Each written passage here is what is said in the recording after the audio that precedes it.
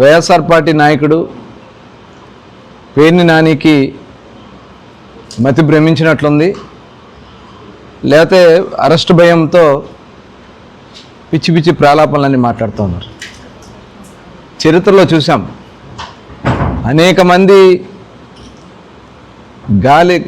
కాలగర్భంలో కలిసిపోయారు. ఇలాంటి అవాకులు చవాకులు పేలుతూ అసత్యాలు చెప్తూ ప్రజల్ని మభ్యపెట్టాలని ప్రయత్నిస్తున్నటువంటి వ్యక్తి నిజంగా చాలా దురదృష్టకరం. నిన్న ఆయన మాట్లాడిన మాటల్లో ఒక్కటి కూడా వాస్తవం లేకుండా అవాస్తవాలు మాట్లాడుతూ చేసింది తప్పు, ఆ తప్పుని కప్పిపుచ్చుకోవడానికి బురద జల్లే కార్యక్రమాలు. ఆ రోజు అందరికీ తెలుసు, ఎలక్షన్లో నీ కొడుకుని గెలిపించుకోవాలని, నీ కొడుకుని అందరం ఎక్కించుకోవాలని నువ్వు పడరాని పాటలు పడి చేయరాని తప్పులు చేసి ఇళ్ల పట్టాలని, దొంగ పట్టాలని సృష్టించి తహసీల్దార్ కార్యాలయంలో ఆ పట్టాలు అర్ధరాత్రి పూట రాయిస్తూ ఉంటే మేము వెళ్ళి ఆ రోజున అక్కడ పట్టుకున్నది వాస్తవం కాదా? ఆ రోజున్నటువంటి జేసీ గారు వచ్చింది వాస్తవం కాదా? ఈ రోజున్న జేసీ గారు ఆ జేసీ గారే. ఆ రోజున మేము ఆఫీస్ ముందు పడుకున్నాం,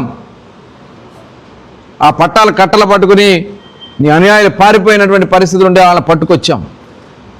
ఇవన్నీ వాస్తవం కాదా? పారిపోవాల్సిన అవసరమే ఉంది, అర్ధరాత్రి రాయించాల్సిన అవసరమే ఉంది. నువ్వు తర్వాత ప్రెస్ మీట్ పెట్టి మాట్లాడినటువంటి మాటలు వాస్తవం కాదా? స్ట్రీట్ ఫీల్డ్ నువ్వు చెప్తావు, స్ట్రీట్ ఫీల్డ్ పట్టాలు ఇస్తే తప్పేంటి అంటావు.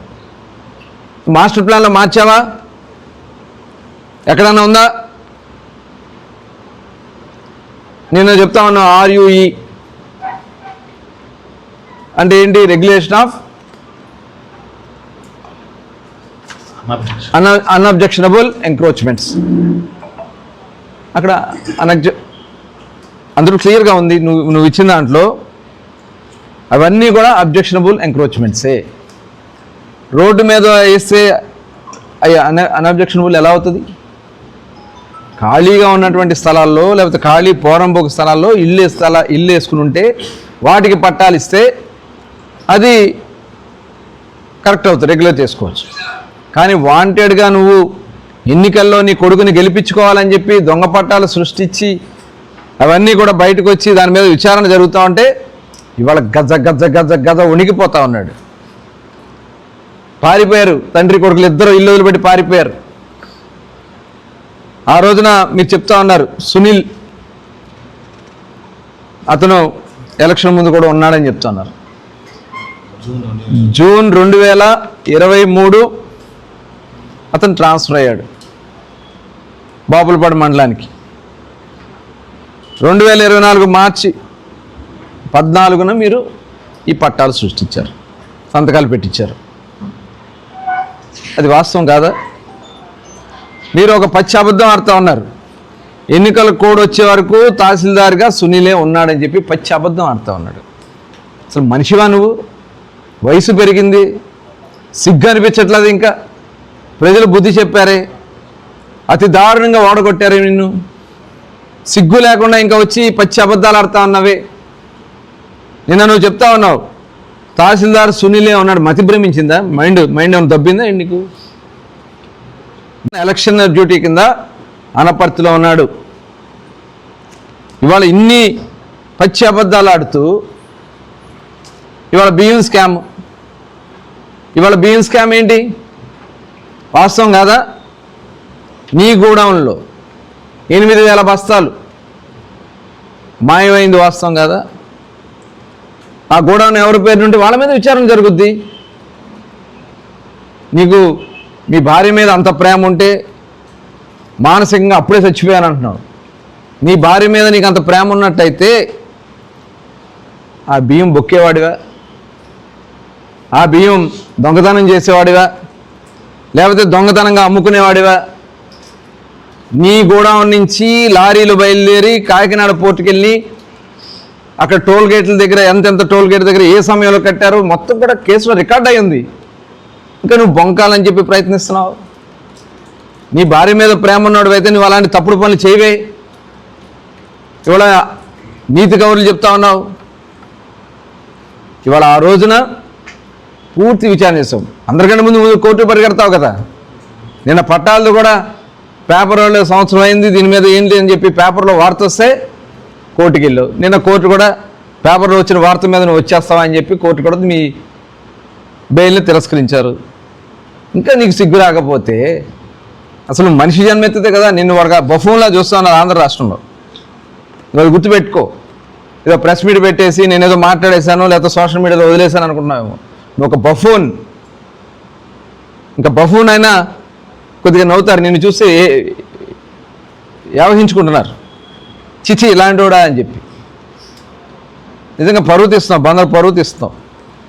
డబ్బులు కట్టేశాను అన్నావు. నువ్వే చెప్పావు కదా 80 లక్షలు అయింది ఖరీదు. 80 లక్షలకి 1,70,00,000 ఫైన్తో వేశారు. ఆ ఫైన్ కూడా కలిపి నేను 1 కోటి రూపాయలు కట్టేశానని చెప్పి నువ్వు మాట్లాడుతున్నావంటే తప్పు చేసిందని నువ్వే ఒప్పుకున్నావు. బియ్యం కొట్టేశానని ఒప్పుకున్నావు. ఇంకా బొంకే కార్యక్రమాలు చేస్తూ ఉన్నావు.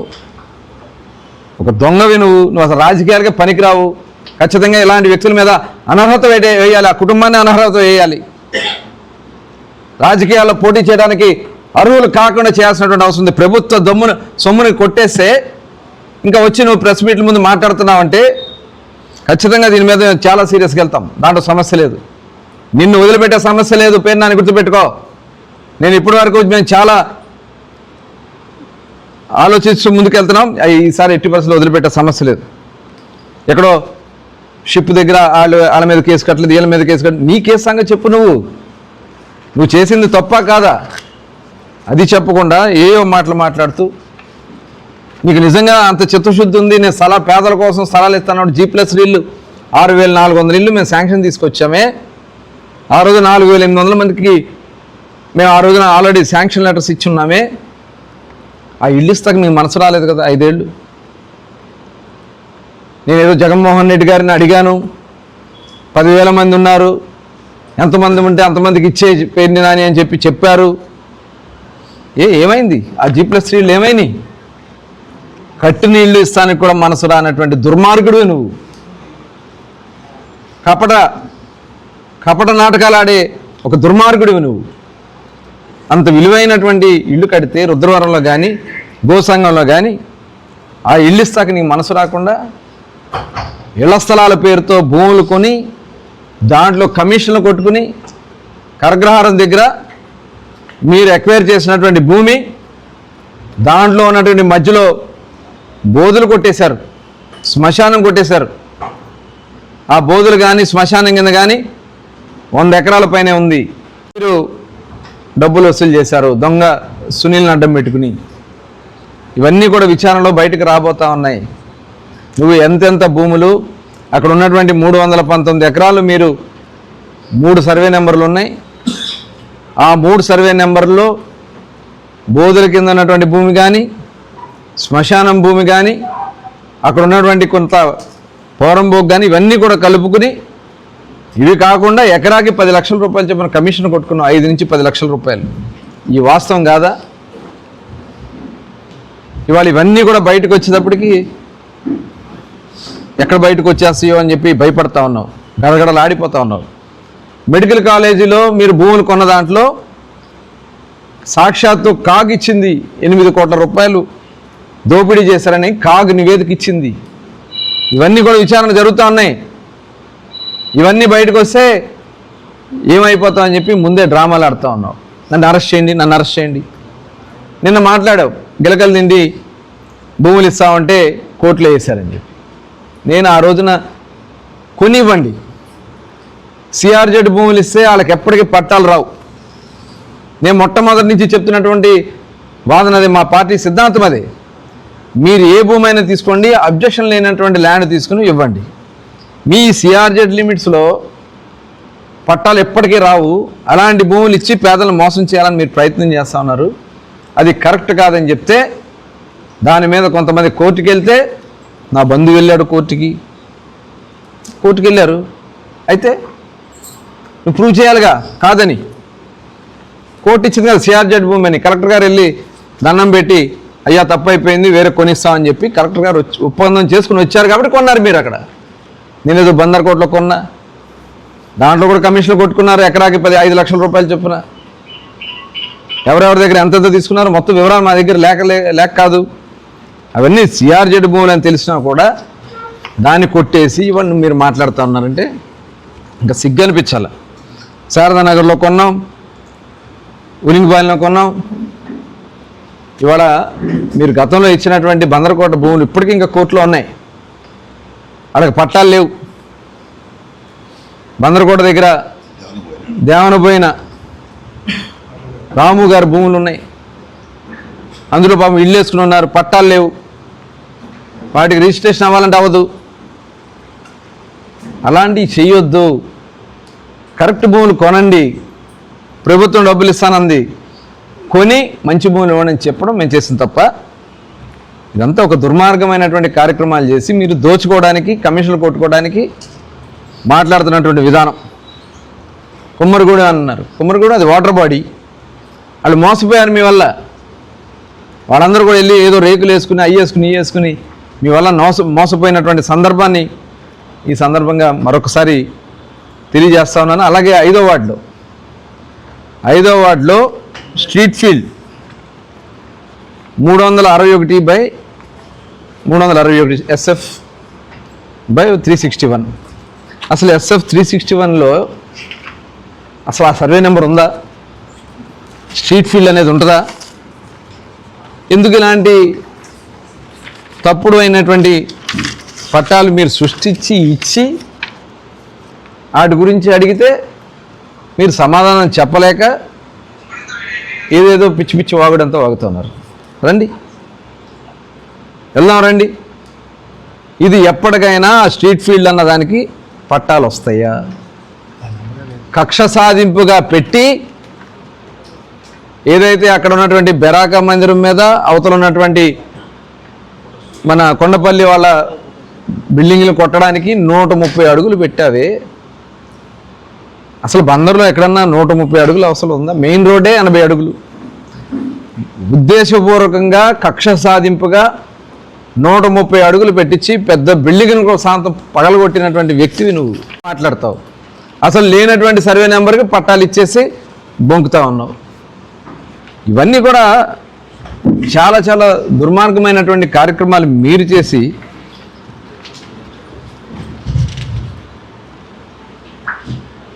ఇంకేదో మేము రైతుల దగ్గర డబ్బులు కొట్టాం. ఏం కొట్టాం చెప్పు? అన్నీ అబద్ధాలు ఆడుతా ఉన్నావే. పోర్టు నేను తెచ్చానంటావు. 2006లో బందర పోర్టు గోగులేరుకి అమ్మేసింది నువ్వు కాదా? 2006 సంవత్సరంలో నాకు రాజశేఖర రెడ్డి గారు ఆనాడు ముఖ్యమంత్రిగా ఉన్నప్పుడు సంతకం పెట్టాడు, నాకేం అభ్యంతరం లేదు గోగులేరులో పోర్టు కట్టుకోండి అని చెప్పి. వస్తావా నువ్వు ప్రమాణం చేయటానికి? నీకు దమ్ముందా? నువ్వు మగాడుగా రా. బందర పోర్టుని ప్రజలు మేము కష్టపడి పోరాటం చేసి తెచ్చుకున్నాం. బందర పోర్టుని నువ్వేదో నేను తెచ్చా 2006 సంవత్సరం మేము మా ఉద్యమ ఫలితం అది. ఆ ఉద్యమ ఫలితంగానే బందర్ పోర్టు బందర్లో ఉంది. తర్వాత చెప్పావు మా అమ్మ మీదొట్టు పెద్దపట్నం పోర్టు అన్నావు. తర్వాత మళ్ళీ 2014లో పోర్టు పనులు స్టార్ట్ చేయకపోతే కోనేరు సెంటర్లో మోకాళ్ళ దండేసి ముక్కు నేలకు రాసి రాజకీయ సన్యాసం చేశానన్నావు. పిచ్చి పిచ్చి వాగుడంతా వాగి ఇవాళ ఆ రోజున 2014లో మా ప్రభుత్వం వచ్చిన తర్వాత భూములకి సంబంధించినటువంటి land pooling, land purchasing, land acquisition 3 schemes పెట్టి రైతులకి 25 లక్షల రూపాయలు 40 లక్షల రూపాయలు కూడా ఇచ్చి ముడా అనే సంస్థ పెట్టి భూములన్నీ కూడా ఎక్వైర్ చేసి ఒక మాస్టర్ ప్లాన్ తయారు చేసి పనులు. అప్పుడు కూడా చాలా గొడవలు చేశారు మీరు అందరూ వచ్చి. జగన్మోహన్ రెడ్డి గారిని 2 సార్లు తీసుకొచ్చా భూములు ఇవ్వకండి, భూములు ఇవ్వద్దని చెప్పి. ఆ రోజున మేము ముఖ్యమంత్రిగా చంద్రబాబు నాయుడు గారితో పనులు స్టార్ట్ చేస్తే తర్వాత మీరు వచ్చి పనులు ఆపేసి మళ్ళీ ఈనాటి పార్లమెంట్ సభ్యులు బాలశౌరి గారు పవర్ ఫైనాన్స్ కార్పొరేషన్ నుంచి కొంత లోన్ తీసుకొస్తే దాంతో ఎన్నికల ముందు స్టార్ట్ చేస్తే ఇవాళ మేము ఆ పనులు పూర్తి చేయిస్తూ ఉన్నాం. ఇవాళ 65% పనులు పూర్తయినాయి. మీరు దాన్ని స్వార్థానికి వాడుకోవాలని మీరు చూశారు. ఇవాళ బందర్ పోర్టుని ఖచ్చితంగా 2026 జూన్ తర్వాత ఆపరేషన్లోకి తీసుకురాబోతున్నాం అనే విషయాన్ని గుర్తు చేస్తా ఉన్నా. మీకులాగా మాయ మాటలు చెప్పి కడుపు ఉబ్బిపోయి లేదంటే చూసి తట్టుకోలేక కళ్ళు పేలిపోతున్నాయి మీకు.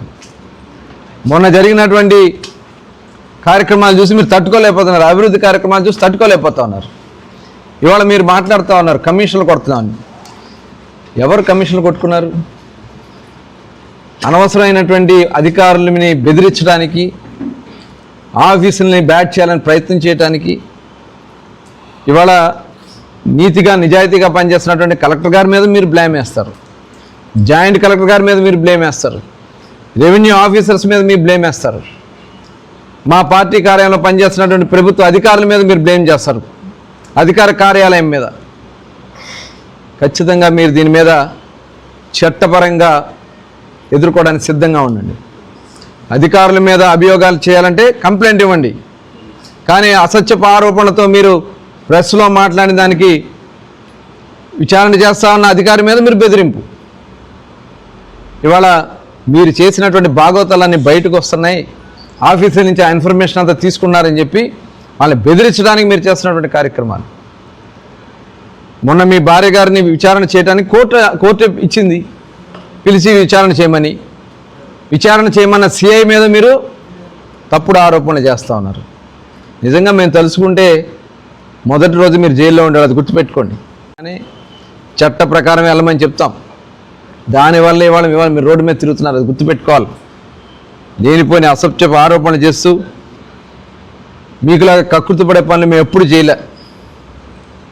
మేము ఇవాళ ఏది చేసినా బందర్ పట్టణ అభివృద్ధి కోసం నిధులు తీసుకొస్తున్నాం, అభివృద్ధి కోసం గ్రామాల్లో సిమెంట్ రోడ్లు వేస్తున్నాం. ఈరోజు పెద్ద ఎత్తున రోడ్లన్నీ కూడా స్టార్ట్ చేశాం. అదేవిధంగా మున్సిపాలిటీకి నిధులు తీసుకొచ్చాం. మళ్ళీ ఇప్పుడు ఒక 77 కోట్ల రూపాయల నిధులు తీసుకొస్తా ఉన్నాం. అంటే ఈ డబ్బులు వస్తే మీకైతే కమిషన్లు కొట్టుకున్న వాళ్ళు ఆ కమిషన్లు మేము మా మీద వేయాలని నెపం చూస్తున్నారు. మీరు అసత్యపు ఆరోపణలు చేయడం కరెక్ట్ కాదు. పేర్నాని గారు గుర్తుపెట్టుకోండి. అభివృద్ధిని మున్సిపాలిటీలో మీరు ఇవాళ ఉన్నారు, మీ పాలకవర్గం ఉంది. పట్టాభి సీతారామయ్య గారి పేరు మీద ఆంధ్రా బ్యాంక్ వ్యవస్థాపకులకి ఇవాళ వరకు మీ భూములు ఇస్తాక మీకు మనసు రాట్లా. 40 కోట్ల రూపాయలు ఇవాళ మున్సిపాలిటీకి ప్రభుత్వం ఆంధ్రా బ్యాంక్కి ప్రభుత్వానికి ఇవ్వడానికి ఆంధ్రా బ్యాంక్ వాళ్ళు సిద్ధంగా ఉన్నారు. మీరు ఎందుకని తీర్మానం చేయట్లా? ఇది దుర్మార్గం కాదా? ఇవాళ కోర్టు కూడా ఆర్డర్ ఇచ్చింది, ఇమీడియట్గా భూమి వాళ్ళకి ఇవ్వమని చెప్పి మున్సిపాలిటీకి ఇచ్చినా కూడా మీ పాలకవర్గం దానికి అబ్జెక్షన్ పెడతానే ఉన్నారు. ఖచ్చితంగా అవన్నీ కూడా మేము తీసుకెళ్తాం. ఇంకా పెద్ద ఎత్తున చేయడానికి అవకాశాలు ఉన్నాయి. కానీ మీ వల్లే చివరికి బడ్జెట్ కూడా ఆమోదం చేయకుండా చేస్తున్నారు మున్సిపాలిటీలో. ఇవన్నీ రేపు మీకు శాపాలు అవుతాయి. ఆల్రెడీ మీకు ఆ పెద్ద శాపం తగిలి మీరు పదవి లేకుండా శాశ్వతంగా సమాధి కట్టేసుకున్నారు. మున్సిపాలిటీ కూడా రేపు రాబోయే కాలంలో ఒక్క కార్పొరేటర్ కూడా మీ పార్టీ వాళ్ళు లేకుండా చేయడానికి మీరు చేసుకుంటున్నటువంటి కార్యక్రమాలే. ఇవాళ మీరు చెప్తా ఉన్నారు ఇసుకలో దోపిడీ. అసలు ఏం మాట్లాడుతున్నావు? నీకు ఏమన్నా అర్థం ఉందా? నువ్వు పక్కనే ఉన్నట్టు గుట్క, కొంతమంది ఆ పామర్లో మాజీ ఎమ్మెల్యే, మీరందరూ కూడా ఒక బ్యాచ్గా సిండికేట్గా తయారై ఆక్షన్లు పెట్టనివ్వకుండా ఏదైతే రీచ్లు ఉన్నాయో కృష్ణానది, ఆ రీచ్లన్నీ కూడా ఇసుక కొట్టుకుంది మీరు కాదా? ఇవాళ మేము ఆక్షన్ పెట్టించాం, పారదర్శకంగా ఆక్షన్ పెట్టించి ఆక్షన్లో పాడుకుని వాళ్ళు శాండ్ గతంలో ఎంత రేట్ ఉంది, ఇప్పుడు ఎంత రేట్ ఉంది, గతంలో అవైలబిలిటీ ఎంత ఉంది, ఇప్పుడు ఎంత ఉంది అవైలబిలిటీ. ఇవాళ మేము ఇవన్నీ కూడా చాలా పారదర్శకంగా చేస్తామంటే అసత్యపు ఆరోపణలు చేసి ప్రజల్ని ఏదో తప్పుదారి పట్టించాలని నీకు దమ్ముంటే రుజువు చేయి. ఎవరో తీసుకొచ్చి మరి వాళ్ళ సంకనాకిన రోజులు లేదా? మీరు వాల్శెట్టి నాంచారి గారు కుమారుడు వాల్శెట్టి బాబు గారు సంకనాకి ఫ్లైట్ టికెట్లు కొనిపించుకుని టికెట్ల కోసం ఢిల్లీకి వెళ్ళినటువంటి రోజులు గుర్తులేవా పేర్నాని గారు మీకు? సిగ్గు లేకుండా మీకు ఇవాళ మీరు మాట్లాడుతూ ఉన్నారు, అతని ద్వారా ఏదో డబ్బులు వస్తున్నాయని చెప్పి. పిచ్చి పిచ్చి మాట్లాడటానికి అర్థం ఉండాలి కదా. ఇవాళ మీరు అంటా ఉన్నారు ముడా భూముల్లో మట్టి కొట్టారండి, మొత్తం గూగుల్ మ్యాపుల్లో తెప్పిస్తున్నాం, కొన్ని తెప్పించాం ఆల్రెడీ. ఎవరి సమయంలో ఎంతెంత లోతులు తవ్వారు, మీరు ఎంత తవ్వారు, మీ షాడో ఎంత తవ్వారు, మీ గ్రామ నాయకులు ఎంత తవ్వారు, మొత్తం వివరాలు తెప్పిద్దాం. చర్చించడానికి సిద్ధంగా ఉన్నావు నువ్వు? నీకు దమ్ముందా? మొత్తం గూగుల్ మ్యాప్స్లో ఉన్నాయి ఎవరి సమయంలో ఎవరు మట్టి కొట్టారనేది. తప్పుడు ఆరోపణలు చేసి తప్పుడు మాటలు మాట్లాడుతూ ఈ రకమైన కార్యక్రమాలు చేయటం చాలా సిగ్గుచేటు. చాలా ఉన్నాయి. ఇవాళ బందర్కి ఒక మంచి కొత్త రూపాన్ని తీసుకురావాలి. బందర్లో ఉన్నటువంటి ఆక్రమణ, ఏదైతే డ్రైనేజ్ మీద ఆక్రమణ తీస్తే నీకు కడుపు ఉబ్బిపోతా ఉంది. వాళ్ళందరూ చాలా హ్యాపీగా ఉన్నారు, ప్రజలు హ్యాపీగా ఉన్నారు. 5 సంవత్సరాలు చెంచాడు మట్టి కూడా డ్రైనేజీలో నువ్వు తీలా. కాంట్రాక్టర్కి డబ్బులు ఇవ్వని కారణంగా ఎవరు బందరైపు వచ్చేవాళ్ళు కాదు. ఇవాళ షిల్ట్ మొత్తం తీపిస్తున్నాం అన్ని ప్రాంతాల్లో కూడా. దమ్ముంటే వచ్చి చూపి. అవకాశాలను ఏ రకంగా ముందు తీసుకెళ్లాలని మేము ప్రయత్నం చేస్తామంటే తప్పుడు ఆరోపణలు చేసి తప్పుడు కార్యక్రమాలు చేసి ప్రజలను తప్పుదారి పట్టించాలని అవాస్తవ విషయాలని కూడా మాట్లాడుతూ ఇవాళ వాళ్ళందరికీ న్యాయం చేస్తాం మేము. వాళ్ళందరితో కూడా మాట్లాడాను నేను. డిగ్రీలు చదువుకున్న వాళ్ళని కూడా తీసుకెళ్ళి బడ్డీ కొట్లో కూర్చోబెడుతున్నటువంటి చరిత్ర మీది. వాళ్ళని ఏసీ రూముల్లో కూర్చోబెట్టి ఉద్యోగాలు చేసే బాధ్యత మేము తీసుకున్నామని కూడా తెలియజేస్తాం. మీకులాగా ఏ రకంగా మీ కార్యకర్తలను దోపిడీ చేయాలా, ఇలాంటి కార్యక్రమాలు మీరు చేశారు. అటువంటి మంగినపూడిలో ఒక బీచ్ ఫెస్టివల్ అనేది భారతదేశంలోనే ఏ రాష్ట్రంలో కూడా జరగనంత అతి గొప్పగా కని విని ఎరుగని రీతిలో ఇవాళ భారతదేశంలో ఒక ప్రధానమైనటువంటి ఒక ఈవెంట్గా ఇవాళ మొన్న జరిగినటువంటి మసులా బీచ్ ఫెస్ట్ నిలబడింది. ఇవాళ నువ్వు చెప్తా ఉన్నావు అయిపోయింది, ఇప్పుడు ఏముంది తర్వాత అంటావు. ఇవాళ దాన్ని ఒక టూరిజం స్పాట్ కింద తయారు చేయాలి. ఆ టూరిజం స్పాట్ కింద రేపు నేను ఆల్రెడీ ముందే చెప్పాను మీకు, ప్రతిరోజు అక్కడ కొన్ని వేల మంది రాబోతూ ఉన్నారు, కొన్ని వేల కోట్ల ఇన్వెస్ట్మెంట్ రాబోతూ ఉన్నాయి. దానికి కావాల్సినటువంటి ఇన్ఫ్రాస్ట్రక్చర్ అంతా కూడా మనం తయారు చేస్తున్నాం. ఒక ప్రణాళికాబద్ధంగానే మేము ముందుకు వెళ్తున్నాం. అంత ఖర్చు అయిపోయింది, ఇంత ఖర్చు అయిపోయింది అన్నారు. మీరు ఏదన్నా ఒక కార్యక్రమం చేశారు ఆ బీచ్లో? ఆ రోజున 5 కోట్ల రూపాయలు పెట్టి ఎన్ఆర్జీఎస్లో పెట్టించి దగ్గర 3.5-4 కోట్లు పెట్టి మట్టి పొడిపించాం. 5 కోట్ల రూపాయలతో వాళ్ళు ఇంటర్నల్ రోడ్స్ వేయించాం. మళ్ళీ 10 కోట్లు తీసుకొస్తే దాన్ని మీరు ఉపయోగించుకోలేకపోయారు. ఇవాళ మళ్ళీ మేము దాన్ని ఒక వైభవాన్ని తీసుకురావడానికి ఒక ఐకానిక్ స్ట్రక్చర్ తయారు చేశాం. అలాగే అక్కడ ఒక 100 ఫీట్ ఫ్లాగ్ ఏర్పాటు చేయించాం. దాదాపు 15 నుంచి 20 లక్షల మంది ప్రజలు 4 రోజుల పాటు అక్కడికి విచ్చేశారు. వచ్చిన వాళ్ళందరూ కూడా ఇంత అద్భుతంగా చేశారని వాళ్ళు చెప్తా ఉంటే కనీసం దాని గురించి మన బందర్ ప్రాంతంలో జరిగింది అని చెప్పుకోవడానికి కూడా నీకు మనసు రాదే? నువ్వు ఒక దుర్మార్గుడివి, నిజంగా ఒక దుర్మార్గమైనటువంటి ఆలోచన విధానం ఉన్న వ్యక్తివి. ఇవాళ ఎంతమంది వ్యాపారాలు చేశారు అక్కడ, ఎంతమంది రేపు రాబోయే కాలంలో వ్యాపారాలు చేయబోతున్నారు. ఒక ప్రణాళికాబద్ధంగా ఆలోచించే ఆలోచన ఉన్నటువంటి ప్రభుత్వం మాది. దానికోసమే మేము నువ్వు ఎన్ని అన్నా మేము లెక్క చేసేది లేదు. ఇవాళ బందర్ పోర్టు పనులు 1 ఇయర్లో పూర్తి చేసుకోబోతున్నాం. మచిలీపట్నం ఒక టూరిజం హబ్ కింద మంగినపూడి బీచ్ని నిలబెట్టబోతున్నాం. అదేవిధంగా ఒక ఇండస్ట్రియల్ పార్క్, దాదాపు ఒక 7,000 ఎకరాల్లో ఇండస్ట్రియల్ పార్క్ని ఇక్కడ ఏర్పాటు చేయబోతున్నాం. ఎంఎస్ఎంఈ స్కీమ్స్ కింద ఒక 4-5 ప్లేసుల్లో యూత్ కోసం ఒక పార్క్ని ఏర్పాటు చేయబోతున్నాం.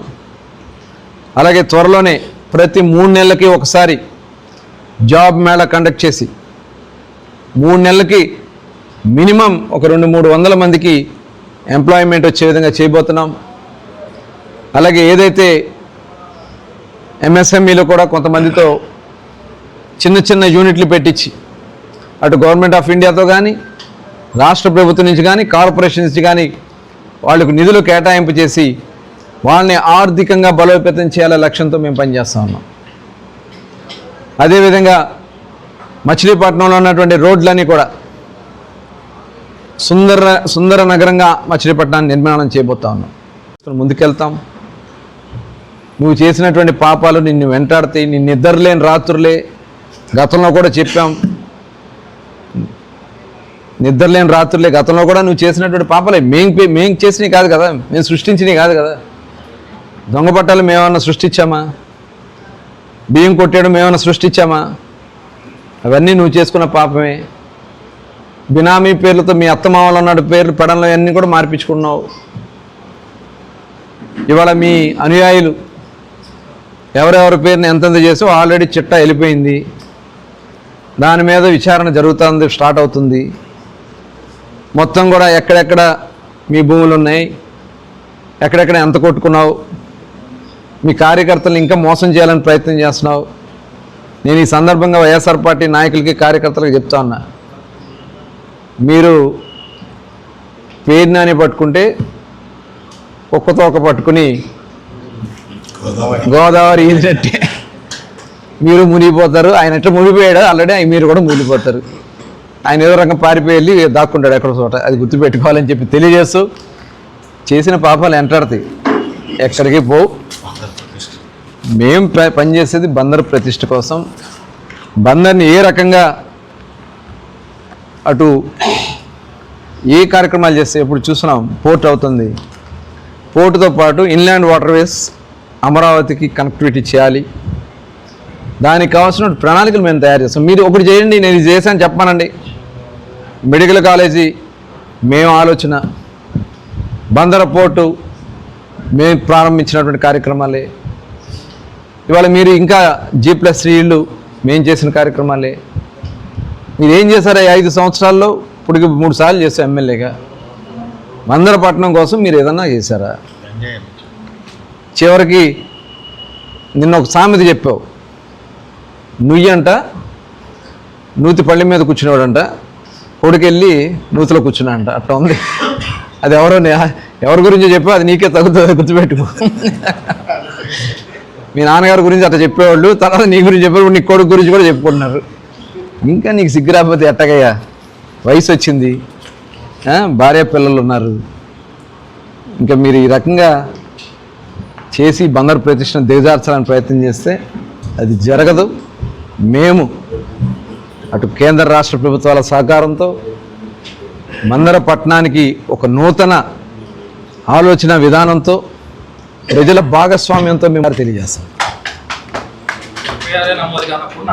చేస్తున్నారు ఇప్పుడు ఆయన పారిపోయాడు. ఇప్పుడు అతనికి ఏంటంటే నిద్ర పడతలా, చేసిన పాపం.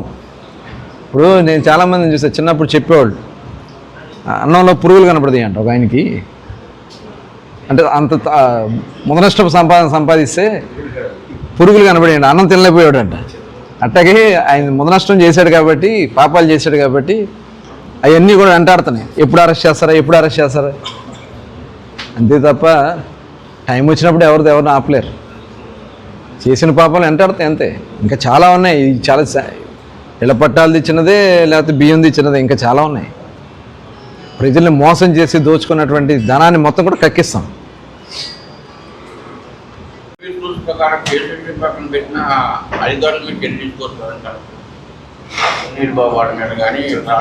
ఆల్రెడీ మనం పెట్టున్నాము విచారణ అని చెప్పి ఇక్కడ కొద్దిగా డిలే చేస్తారు.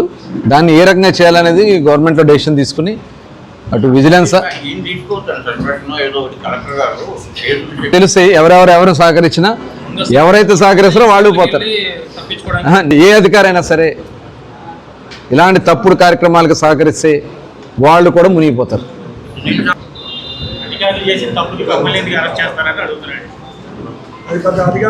అధికారులు ఎవరు చెప్తే చేశారు, ఇక్కడ ఉంటుంది కదా.